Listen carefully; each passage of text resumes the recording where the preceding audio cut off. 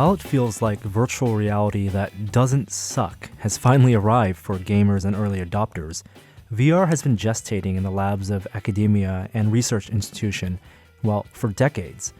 One of those places is the University of Southern California's Institute for Creative Technologies. We recently toured ICT's Mixed Reality Lab, a place where computer scientists and engineers have been tinkering with VR, AR, and everything in between. Yeah, so ICT was founded in 1999.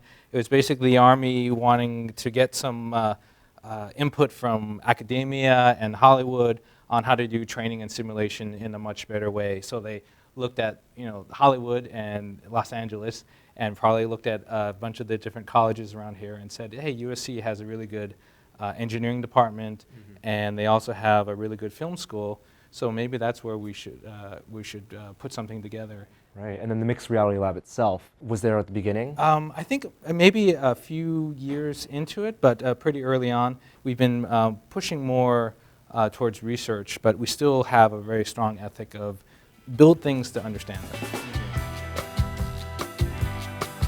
What is this room right here? So this room, we call this the IR stage, and it used to be IR stage 1 and 2 because we had 2 tracking systems. So you can see there are some small little boxes up there, and those are essentially cameras for our face-based tracking system. And we worked with the face-based company, and we've actually linked these 2 stages together so we can track a person walking through this entire area.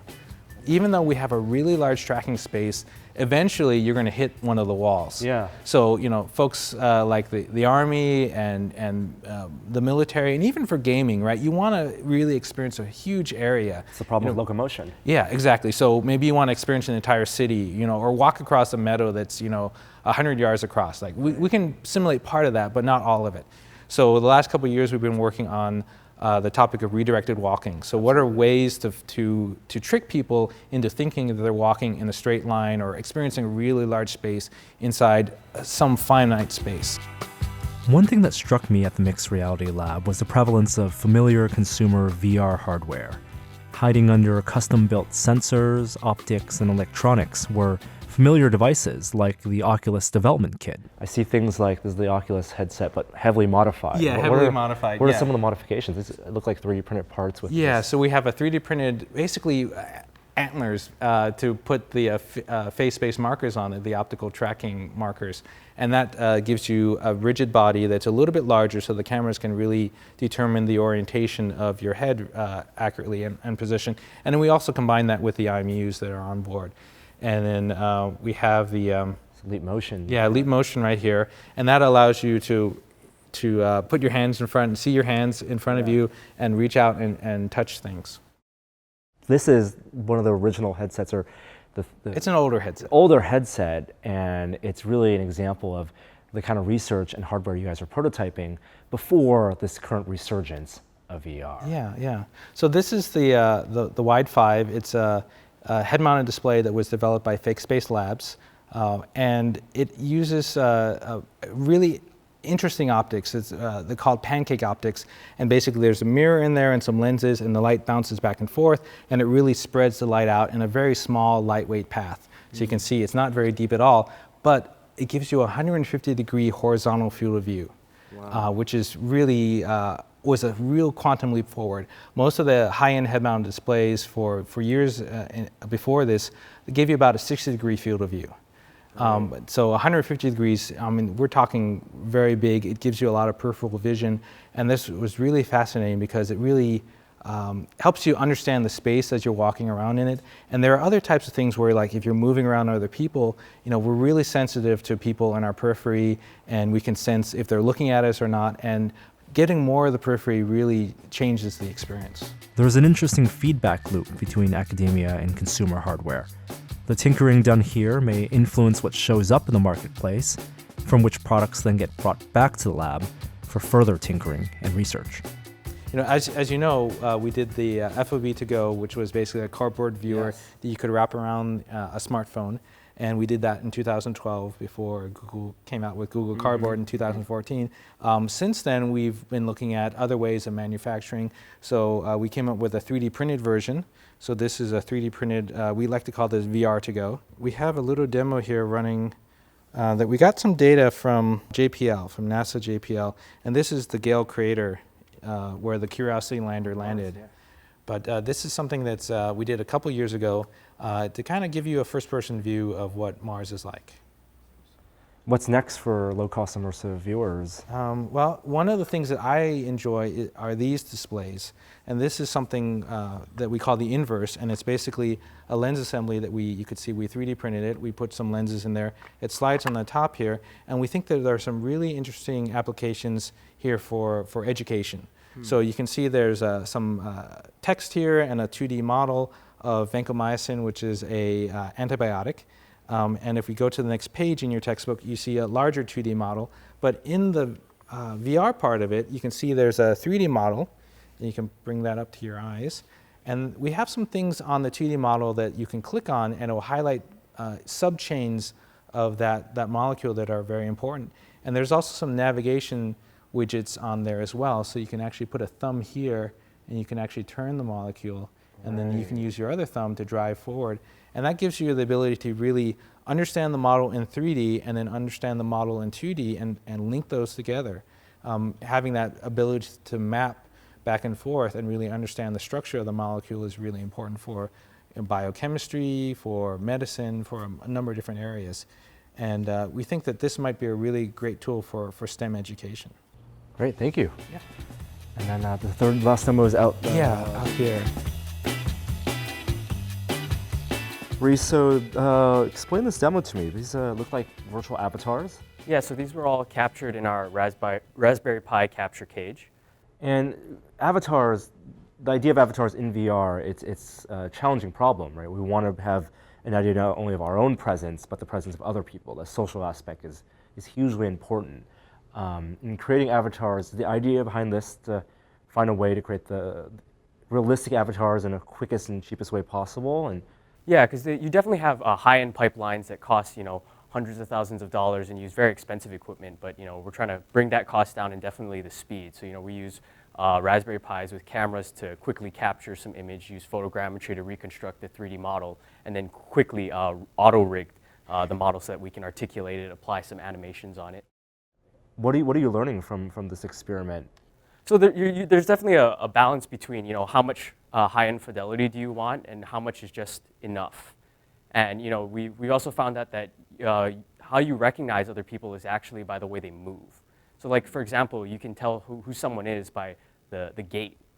And HMDs don't have extremely high resolution displays yet. So you can't maybe be able to see all the very minute details in a model, but you'll be able to recognize who your buddies are based on the way that they're moving and they're interacting.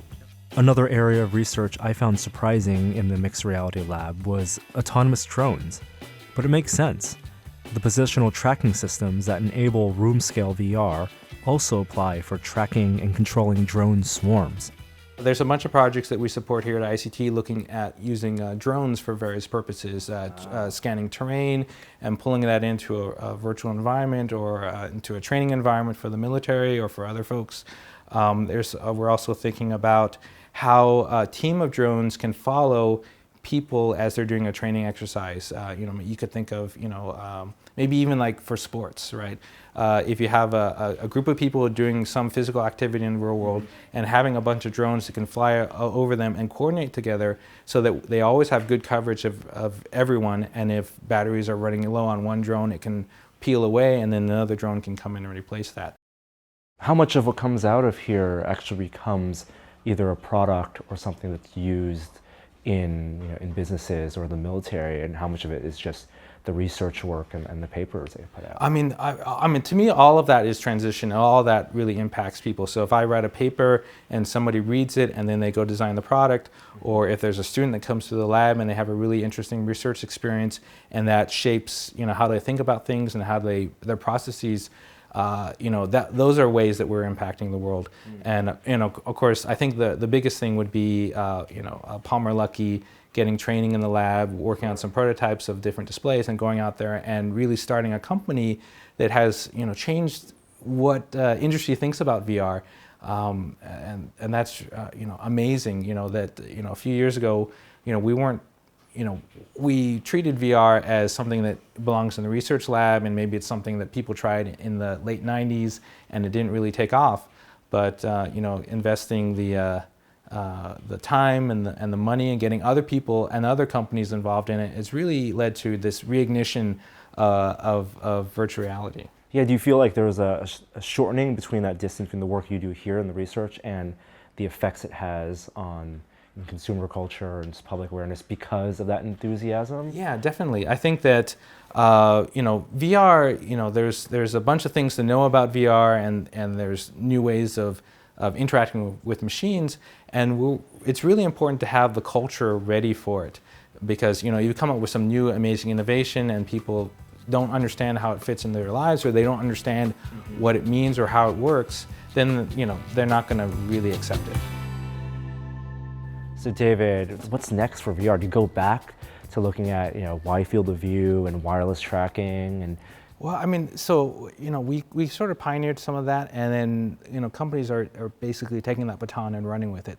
So I'm totally happy to let them run with it, because they have the scale and the manufacturing power to really make these low cost. And of course, you can see we modify commercial off-the-shelf devices, combine them together in interesting ways, add some tracking elements to it, and we can do research with that as a really cool platform. So there are other aspects that we're really trying to understand. How do we do locomotion using things like redirected walking, which can give us the sense that we're walking through a very large space, even though we're limited in our tracking area, which is kind of really important for things like the Vive, where you have room level tracking, but you want to experience an environment that's much larger than the room. And also, haptics, combining, using passive haptics, where I'm actually holding a real physical object, but it's acting as a proxy for something that I'm working with in the environment, or things that might be tools. So, making the wands that Vive and other folks are using, make it feel like some other type of tool. And we're also doing research looking at haptic displays, where you might have a large surface, and then we can use a bunch of micro actuators and change the shape of that surface and depict different types of experiences and different types of textures. And pushing those boundaries to know at which point is it good enough for users to feel immersed, to feel engaged with the content, and allow for different types of content, more expansive types of immersive content to be built. Yeah, we try to spend a lot of money to build really expensive things that allow us to explore that space, and then we say, okay, what is this good for? What types of experiences can we create? And then we'll boil it back down to what is the minimum, like the 80% that's most important for everybody, but using like 5% or 10% of the cost.